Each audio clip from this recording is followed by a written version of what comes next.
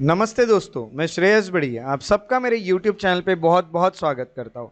आज हम daily current affair series से 29 फरवरी 2024 के करंट अफेयर स्टडी करेंगे, जिसमें हम यहाँ लिखे गए 5 टॉपिक्स पे डिस्कशन करने वाले हैं।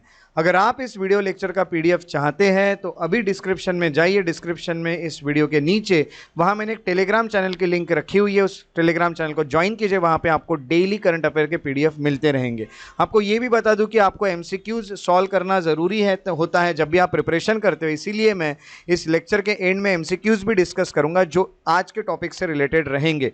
तो इस वीडियो के एंड तक बने रहिए, MCQs को सॉल्व कीजिए और अपने आंसर्स कमेंट में लिखिए, क्योंकि मैं कमेंट्स पढ़ता हूँ और आपके नाम भी पढ़ता हूँ और ये भी देखते रहता हूँ कि कितने लोग सीरियसली करंट अफेयर्स पढ़ रहे हैं। तो चलिए आज के लेक्चर की शुरुआत करें। तो जो हमें 29 फरवरी 2024 का पहला करंट अफेयर देखने मिल रहा है वो है जीनी AI मॉडल। जी हाँ, आर्टिफिशियल इंटेलिजेंस का एक नया मॉडल आया जो कि है जीनी AI मॉडल, और इसका सिलेबस जाता है करंट इवेंट्स में। उसी के साथ साथ साइंस एंड टेक्नोलॉजी से भी इसमें क्वेश्चन आपको आ सकता है।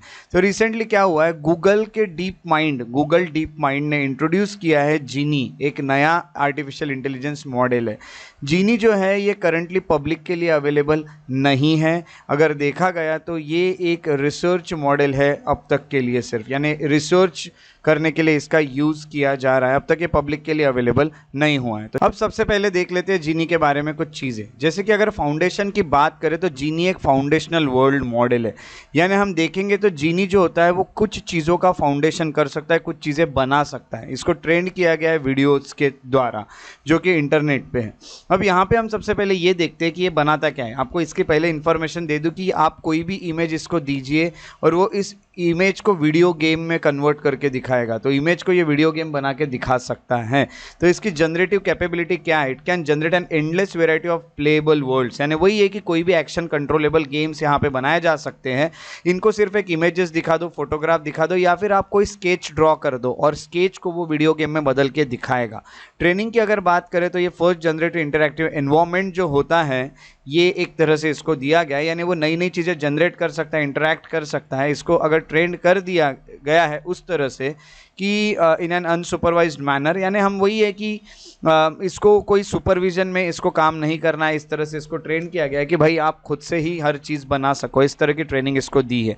फंक्शनलिटी की बात करें तो इसके जो टेक्निकल स्पेसिफिकेशन होते हैं, इसके जीनी जो होता है वो एक्ट कर सकता है जनरेटेड एनवायरमेंट्स में, यानी फ्रेम बाय फ्रेम बेसिस पे भी वो काम कर सकता है, एक एक फ्रेम देख के। In the absence of training, आपको उसको कोई ट्रेनिंग देने की ज़रूरत नहीं, सिर्फ एक एक फ्रेम आप दिखाते चलिए इमेजेस के, और वैसा वैसे वो चीज़ें बना के चलेगा।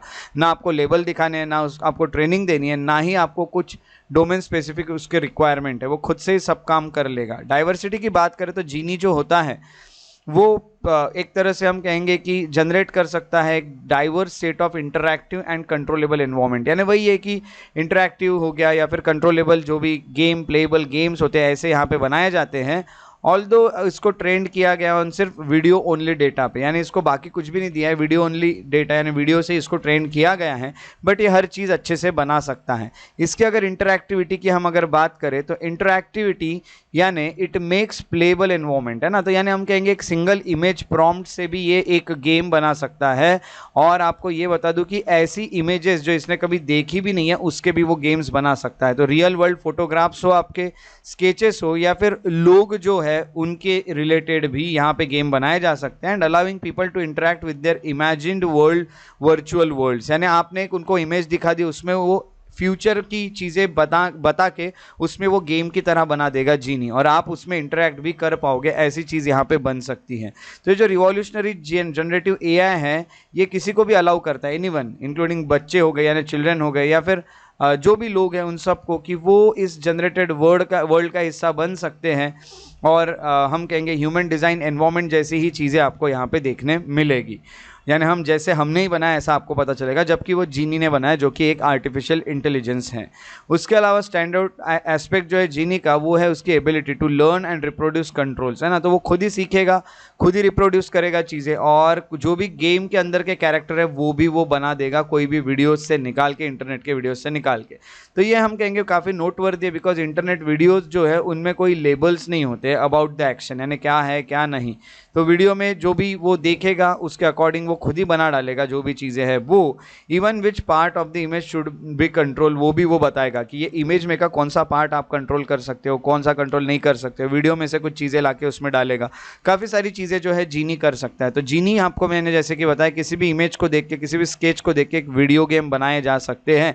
ऐसा जीनी एआई मॉडल जो है वो न्यूज़ में रहा है और इसका जो सोर्स था वो था द इंडियन एक्सप्रेस। अगला जो हमें करंट अफेयर देखने मिल रहा है वो है कासु ब्रह्मानंद रेड्डी नेशनल पार्क को लेके, और इसका सिलेबस जाता है करंट इवेंट्स में या फिर एनवायरमेंट में भी यहाँ से क्वेश्चन आपको आ सकता है। ओके, सो एनवायरमेंट हो या फिर करंट अफेयर हो, आपको दोनों जगह पे यहाँ से क्वेश्चन मिलेगा। तो हुआ क्या है, रिसेंटली हैदराबाद के जो निज़ाम है उनका एक पर्सनल पेट्रोल पंप हुआ करता था। आपको पता है कि हैदराबाद में पहले निज़ाम हुआ करते थे, इवन ब्रिटिश के टाइम पे भी निज़ाम हुआ करते थे। तो उनका एक पर्सनल पेट्रोल पंप देखने मिला है इनसाइड कासु ब्रह्मानंद रेड्डी नेशनल पार्क। इस नेशनल पार्क के अंदर एक पेट्रोल पंप मिला है, वो निज़ाम का पर्सनल पेट्रोल पंप था, ऐसा यहाँ पता चला है। तो यहाँ पे इसका बैकग्राउंड अगर देखें तो आपको इससे पता चलेगा कि पार्क की बहुत रिच हिस्ट्री है। प्रीवियसली हम कहेंगे कि वो पोजीशन में था निज़ाम के, हैदराबाद का जो निज़ाम था उनके अंडर आता था। बाद में जो एरिया होता है इसको गवर्नमेंट ने एक्वायर कर दिया under the land urban land ceiling act, इसके अंडर वो गवर्नमेंट के पास चले जाता है नेशनल पार्क। बट कुछ पोर्शन यानी हम कहेंगे 2.40 हेक्टर का जो पोर्शन है वो परमिटेड है आज भी कि वो निज़ाम उसको कहीं ना कहीं रिटेन कर सकता है, ऐसा उस वक्त कहा था। तो हम कहेंगे कासु ब्रह्मानंद रेड्डी नेशनल पार्क जो ये न्यूज़ में आ गया, तो इसके बारे में अब हमें पढ़ना होगा। कासु ब्रह्मानंद रेड्डी नेशनल पार्क जो है ये एक जुबली हिल्स और बंजारा हिल्स जो है हैदराबाद में, जो कि तेलंगाना इंडिया में आता है, वहाँ पे सिचुएटेड है। पार्क यहाँ पे अगर देखोगे तो काफ़ी एक लंग स्पेस और एनवायरनमेंट है, यानी बिजी सिटी लाइफ से आप कहीं ना कहीं लंग स्पेस में जा सकते हैं, यानी ऐसी स्पेस जहाँ पे आपको क्लीन या फिर हम कहेंगे पोल्यूशन फ्री एनवायरनमेंट देखने मिलता है। यानी इतने पोल्यूशन के बावजूद आपको शहर में भी ऐसा एक नेशनल पार्क मिलता है। तो कुछ एनिमल्स जो होती है उनका यहाँ पे घर भी है ये नेशनल पार्क, जैसे वहाँ पे पेंगोलिन है या फिर स्मॉल इंडियन सीवेट है, पीकॉक है, जंगल कैट है, पोर्स्यूपाइन्स है, ये सब जो भी है ये पूरे एनिमल्स वहाँ पे आपको देखने मिल सकते हैं। तो याद रखिएगा एनिमल्स के नाम अच्छे से, pangolin, small Indian civet, peacock, jungle cat और पोर्क्यूपाइन्स। तो ये जितने भी एनिमल्स हैं ये यहाँ पे बहुत ज़्यादा ज़रूरी है याद रखना। उसके अलावा आपको ये बता दूं कि इसको नेशनल पार्क डिक्लेयर किया गया था आंध्र प्रदेश स्टेट गवर्नमेंट ने, जब उनको अप्रूवल मिला सेंट्रल गवर्नमेंट से इन द ईयर 1998। बाकी नेशनल पार्क्स की बात करें तेलंगाना स्टेट्स में तो वो है महावीर हरिन वनस्थली नेशनल पार्क और मृगवनी नेशनल पार्क, ये और भी कुछ नेशनल पार्क है जो आपको तेलंगाना स्टेट्स में देखने मिलते हैं। अब एक नेशनल पार्क न्यूज़ में आ गया तो बाकी नेशनल पार्क भी आपको अच्छे से याद रखना जरूरी है। क्वेश्चन आ सकता है कि which among the following national parks are situated in Telangana, या फिर ऐसा भी आ सकता है कासु ब्रह्मानंद रेड्डी कहाँ पे आपको देखने मिलता है ये नेशनल पार्क। तो ये जो करंट अफेयर था इसका सोर्स था विकिपीडिया। अगला जो हमें करंट अफेयर देखने मिल रहा है वो है इंफ्रास्ट्रक्चर इन्वेस्टमेंट ट्रस्ट को लेके, दैट इज इनविट्स। अब इसका सिलेबस जाता है इंडियन इकोनॉमी में। तो इनिशियल पब्लिक ऑफरिंग यानी आईपीओ जो है ये ऑफर की गई थी। तो इनिशियल पब्लिक ऑफरिंग की दी गई थी जिसमें आप अब स्टॉक्स खरीद सकते थे, शेयर्स खरीद सकते थे Bharat highway infrastructure investment trust के, इनविट्स के। और अब तक 22% पहले ही दिन पे बिडिंग प्रोसेस से बिक चुके हैं, 22% सब्सक्राइब हो चुके हैं। अब सोचिए अभी यहाँ पे ऑफरिंग की थी और इतने जल्दी यहाँ पे सब्सक्राइब भी हो गए। बैकग्राउंड ये है कि भारत हाईवे जो है इनविट जिसे कहा जाता है is establish with the goal of acquiring, यानी हमें क्यों इसे बनाया है ताकि हम एक्वायर कर सके, मैनेज कर सके, इन्वेस्ट कर सके। कहाँ पे? तो इंफ्रास्ट्रक्चर एसेट्स में अक्रॉस इंडिया, यानी हम इंफ्रास्ट्रक्चर में भी हम कहीं ना कहीं अपना रोल प्ले कर सके, यानी हम लोग अपने शेयर्स खरीद के कुछ इन्वेस्टमेंट करेंगे गवर्नमेंट में और गवर्नमेंट उससे इंफ्रास्ट्रक्चर भी डेवलप करेगी, या फिर ये जो इनविट्स है, ये जो ट्रस्ट है, ये अपना डेवलपमेंट करेगी। तो इंफ्रास्ट्रक्चर बनेगा कहीं ना कहीं, ये बहुत अच्छी बात है। हाईवेज पे अच्छा इंफ्रास्ट्रक्चर बनेगा क्योंकि लोग यहाँ पे सब्सक्राइब करेंगे, शेयर्स खरीदेंगे। अब इंफ्रास्ट्रक्चर इन्वेस्टमेंट ट्रस्ट है क्या, ये देख लेते हैं। इंफ्रास्ट्रक्चर इन्वेस्टमेंट ट्रस्ट की अगर बात करें तो सबसे पहले आपको ये बता दूँ कि इसका काम है कलेक्टिव इन्वेस्टमेंट स्कीम्स जो है वो करके या फिर म्यूचुअल फंड्स करके काम करना। अब यहाँ पे आपको ये बता दूं कि जो भी कलेक्टिव इन्वेस्टमेंट स्कीम्स है, यानी क्या है कि सब लोग मिलके इसमें इन्वेस्टमेंट करेंगे, यहाँ पे पैसे आएंगे। यानी प्राइमरी पर्पस क्या है इनविट्स का, is to pull funds from individual and institutional investor to direct investment in infrastructure projects. तो आपको क्या दिया है यहाँ पे ऑप्शन, इनविट ने आपको ये ऑप्शन दिया है कि आप कहीं ना कहीं यहाँ पे अपने फंड जो होते हैं वो यहाँ पे डिपॉजिट करे वो दे और उससे शेयर्स खरीदे या म्यूचुअल फंड्स जैसी चीज़ें खरीदे, यानी कलेक्टिव इन्वेस्टमेंट स्कीम्स यहाँ पे आपके लिए दी है। और फिर उसी पैसे से इंफ्रास्ट्रक्चर प्रोजेक्ट्स बनाए जाएंगे, जो भी चीज़ें हाईवे पे बनानी है वो बनाई जा सकती हैं।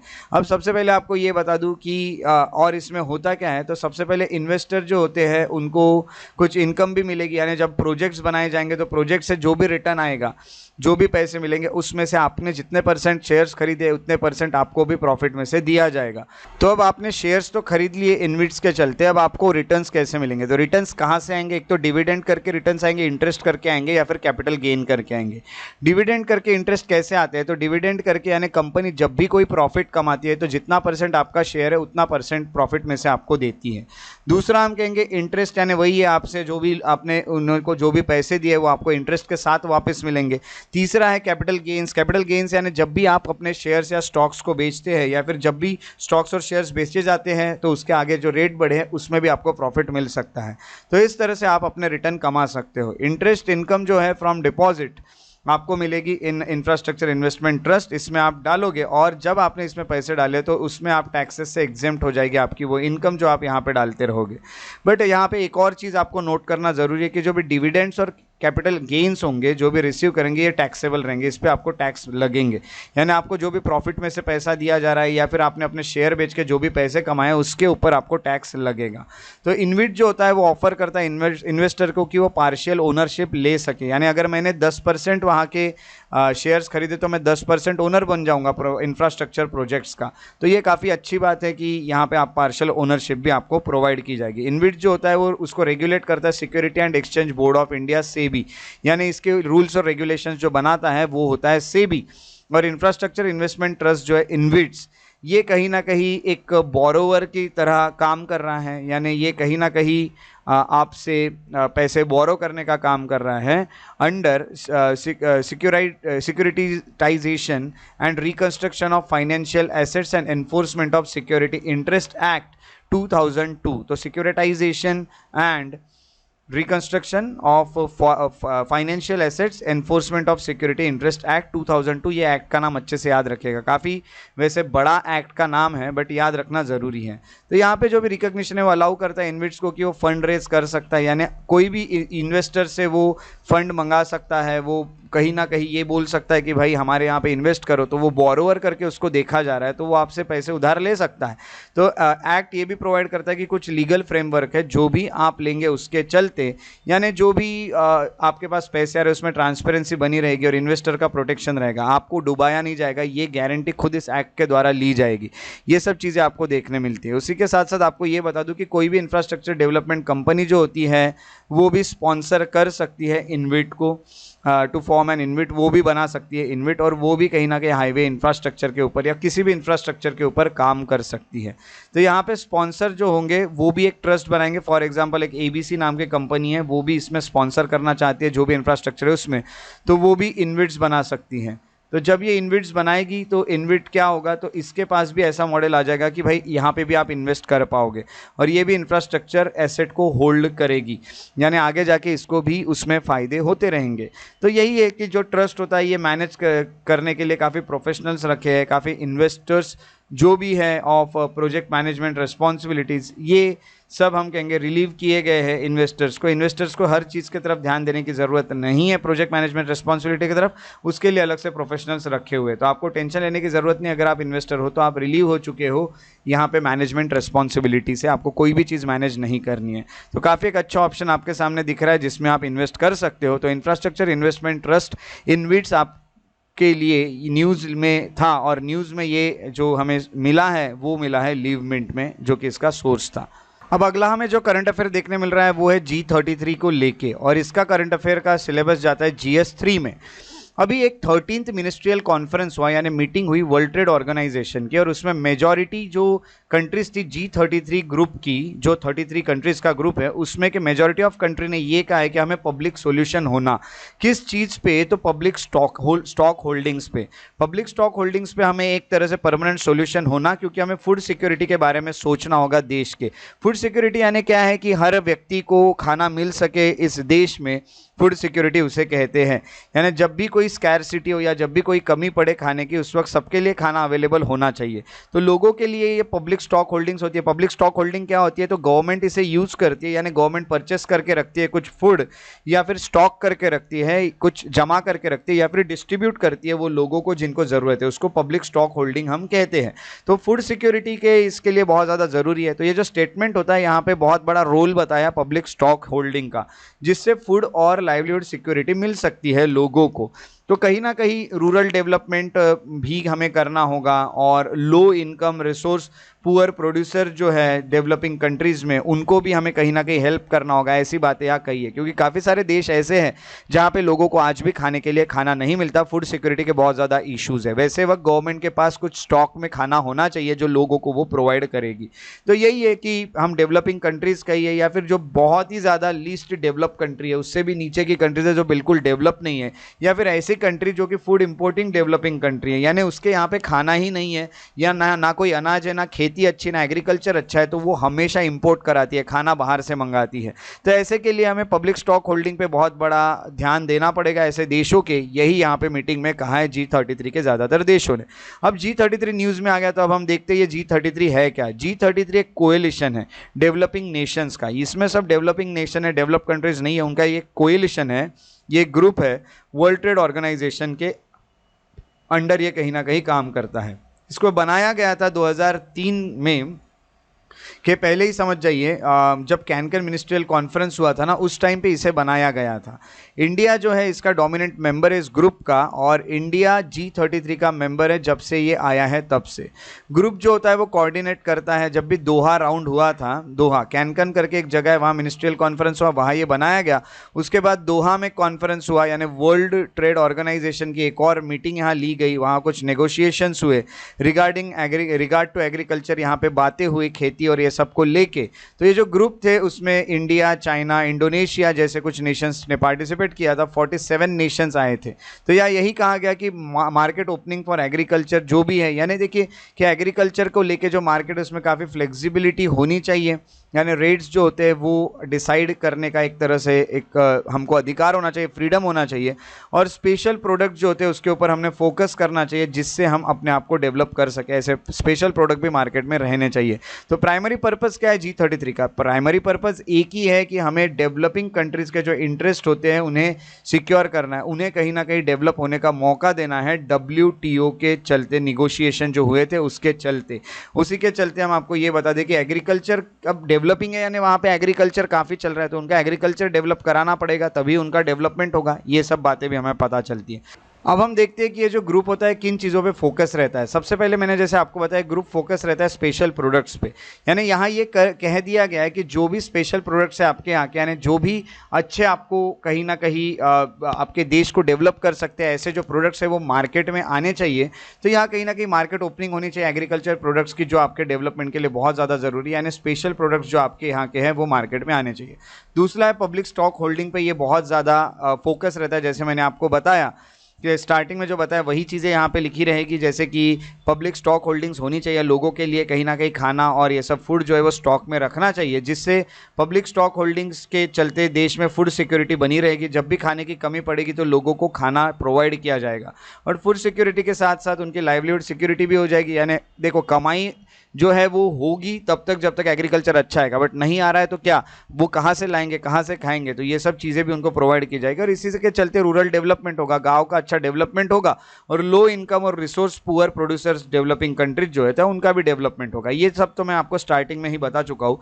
उसके बाद स्पेशल सेफगार्ड मैकेनिज्म इसमें है। स्पेशल सेफगार्ड मैकेनिज्म में यही है कि राइट फॉर डेवलपिंग कंट्री, ठीक है, या फिर मेंबर टू द SSM, यहाँ पे हम ये कह सकते हैं कि जो भी कंट्रीज़ होती है उसको कहीं ना कहीं स्पेशल सेफगार्ड मैकेनिज्म के चलते उन्हें कुछ ना कुछ मिलना चाहिए। यानी कभी उनके यहाँ कोई भी प्रॉब्लम हो जाता है, जैसे कि हम कहेंगे कि इम्पोर्ट जो होगा वो नहीं कर पा रहे, या फिर अचानक से रेट बढ़ गए, या फिर सडनली रेट कम हो गए उनके मार्केट में जो भी उनके प्रोडक्ट्स है उसके, या फिर इंपोर्ट जो होता है उसके रेट बढ़ गए तो ना वो मंगा पा रहे और अपनी चीज़ें भी बेच के उनको बहुत कम प्रॉफिट हो रहा है। तो ऐसे वक्त उनको कुछ सेफगार्ड होना चाहिए, उनको कुछ तो भी प्रोटेक्शन के लिए चीज़ें यहाँ पे होनी चाहिए, ऐसा भी यहाँ पे कहा गया है। तो हम कहेंगे थ्रू दिस एफर्ट G33 जो होता है उसका एम यही है कि डेवलपिंग कंट्रीज जो होती है उनको रिप्रेजेंटेशन मिले और ग्लोबल ट्रेड नेगोशिएशन अच्छे से चले, यानी ट्रेड के नेगोशिएशंस हो अच्छे से, सब कुछ हो, व्यापार अच्छे से चले और हर देश को चाहे वो कितना भी गरीब रहे उनको भी खाना लोगों को वहाँ के मिलता रहे।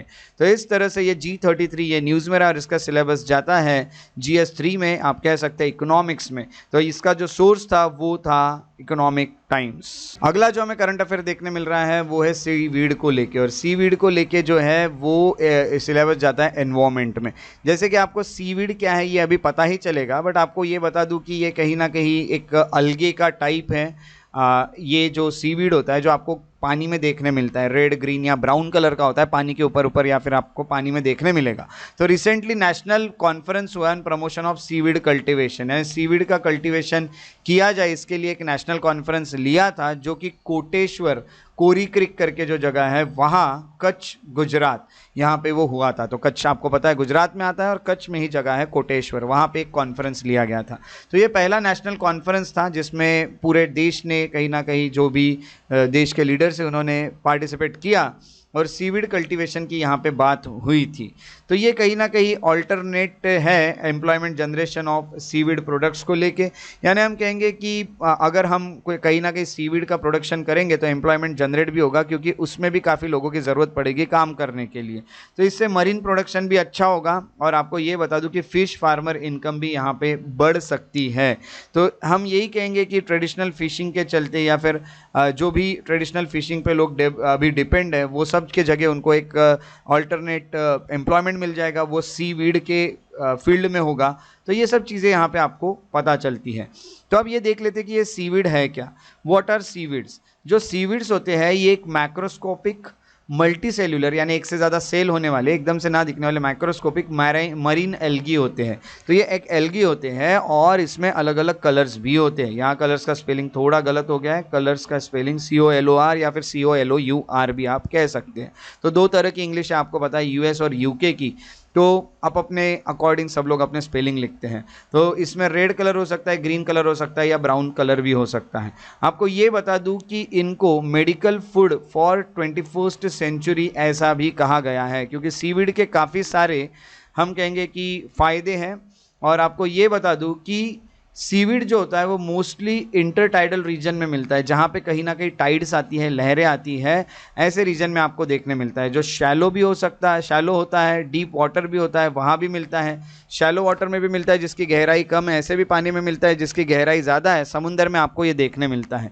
ये इस्चुरी में भी आपको देखने मिलता है। इस्चुरी यानी वो जगह जहाँ पे जो रिवर होती है वो सी या ओशन को जाके मिलती है, वो जगह होती है इस्चुरी। उसी के साथ साथ आपको ये बता दूं कि बैक वाटर होते हैं, यानी समुंदर से ही पानी निकला हुआ होता है पर ये कहीं ना कहीं दूसरे जगह पे आपको देखने मिलता है, समुंदर के ही आसपास। ये बैक वाटर होता है, ये भी कहीं ना कहीं सलाइन वाटर ही होता है। तो यहाँ सैलिनिटी है, वहाँ पे आपको ज़्यादातर सीवीड देखने मिल रहे हैं। तो बड़े बड़े सीवीड्स जो होते हैं वो हम कहेंगे कि अंडर वाटर फॉरेस्ट में भी देखने मिलते हैं। तो जो ज़मीन के नीचे के फॉरेस्ट है वहाँ भी, पानी के अंदर के फॉरेस्ट है, पानी के अंदर के जो भी वेजिटेशन है उसमें भी आपको सीवीड देखने मिलते हैं और इनको केल्प फॉरेस्ट कहते हैं। तो ये dense water under water forest होते हैं जो पानी के अंदर के आपको प्लांट और प्लांट्स की लाइफ देखने मिलती है वो। तो ये अंडर वाटर नर्सरीज होती है फिश के लिए, फिश यहाँ पे रहती है, फिश यहाँ पे हम कहेंगे कि उनका कहीं ना कहीं पालन पोषण होता है, वो यहीं से बड़ी होती है। स्नेल्स भी इस पे डिपेंड है, या फिर सी ऑर्किन्स करके है, ये भी इस पे डिपेंड होते हैं। तो ऐसे अलग अलग स्पीसीज इस पे डिपेंड है। इंडिया जो होता है उसमें ऐसा देखा गया है कि अप्रॉक्सीमेटली 844 सीवीड स्पीसीज जो है वो सी में देखने मिलती है।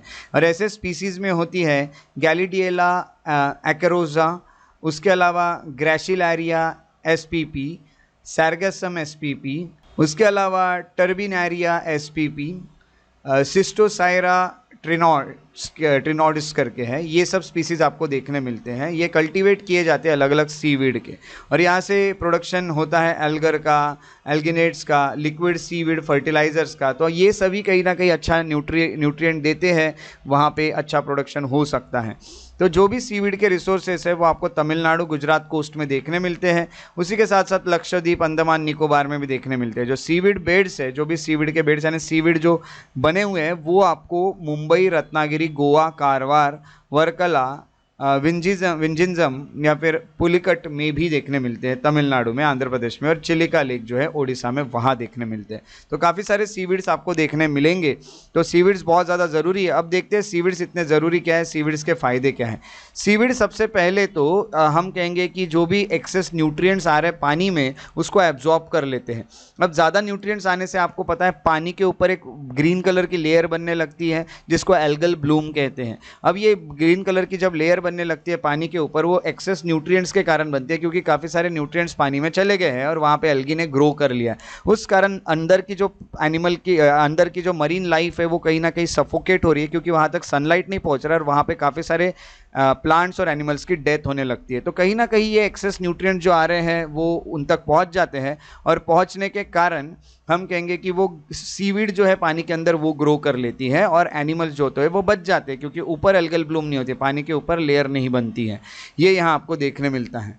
उसी के साथ साथ मरीन केमिकल डैमेज जो होता है वो भी इससे पता चलता है कि अगर जब भी कुछ खराब हो रहा है सीवीड, तो समझ जाइएगा कि मरीन जो लाइफ है वो यहाँ पे काफ़ी खतरे में है। तो एग्रीकल्चर वेस्ट से जो फर्टिलाइज़र्स निकलते हैं वो, या फिर इंडस्ट्रीज से जो फर्टिलाइज़र निकलते हैं वो, हाउस होल्ड से, या फिर जो भी चीज़ें, इस कारण एल्गल ब्लूमिंग होती है। तो एल्गल ब्लूमिंग क्या होती है, पानी के ऊपर एक लेयर आ जाती है ग्रीन कलर की एल्गी की, तो जिस कारण प्लांट और एनिमल लाइफ अंदर की खत्म हो सकती है। एग्रीकल्चर में से हम काफ़ी सारे फर्टिलाइजर्स पानी में चले जाते हैं, यानी देखिए बारिश आई, आपके एग्रीकल्चर फील्ड में आपने फर्टिलाइजर डाले थे, वो बहते बहते पानी तक पहुंच गए, हो गया एल्गल ब्लूम, हो गया ज़्यादा के न्यूट्रिएंट्स। इस कारण बहुत सारे प्रॉब्लम जाते हैं आपके इंडस्ट्री से, हाउस होल्ड से, हर जगह पे ये हो सकता है।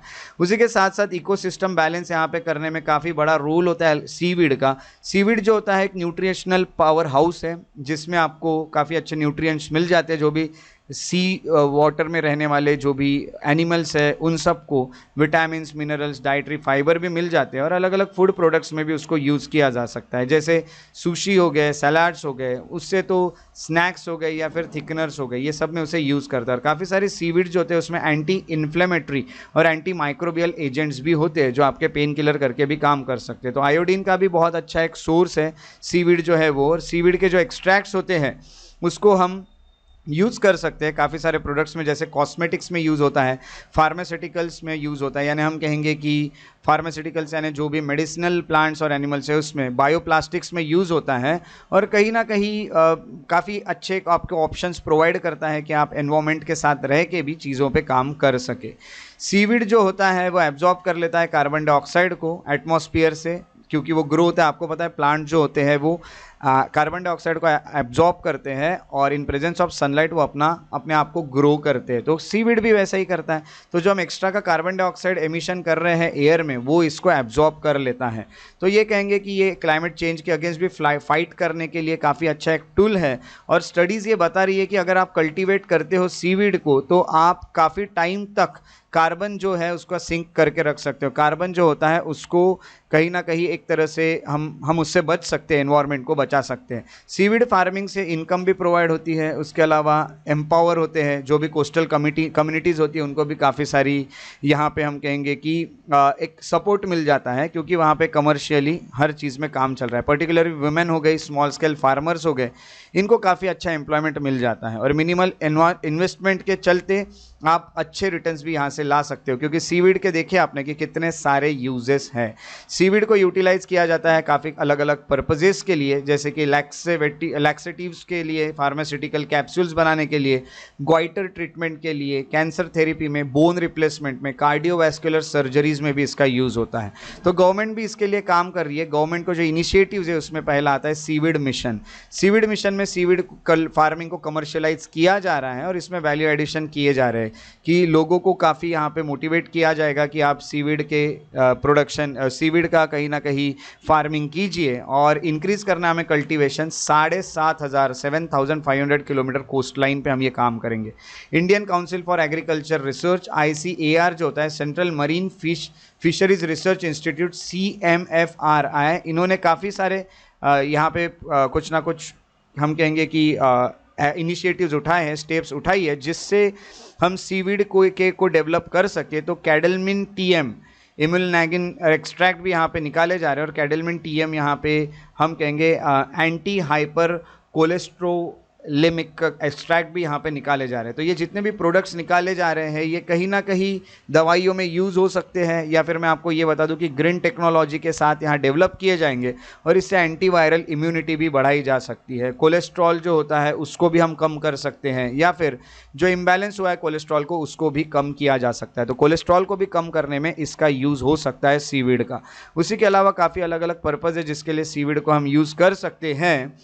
तो ये तमिलनाडु में बनाए गए। तो इस तरह से सीवीड का एक बहुत अच्छा सपोर्ट गवर्नमेंट भी कर रही है, और सीवीड का डेवलपमेंट हुआ तो इंडिया बहुत अच्छे से आगे भी बढ़ सकती है। तो ये जो करंट अफेयर था सीवीड को लेके, इसका सोर्स था पीआईबी, प्रेस इन्फॉर्मेशन ब्यूरो। तो चलिए अब बारी है आज के एमसीक्यूज को सॉल्व करने की। तो पहला जो एमसीक्यू है वो है with reference to infrastructure investment trust InvITs consider the following statement.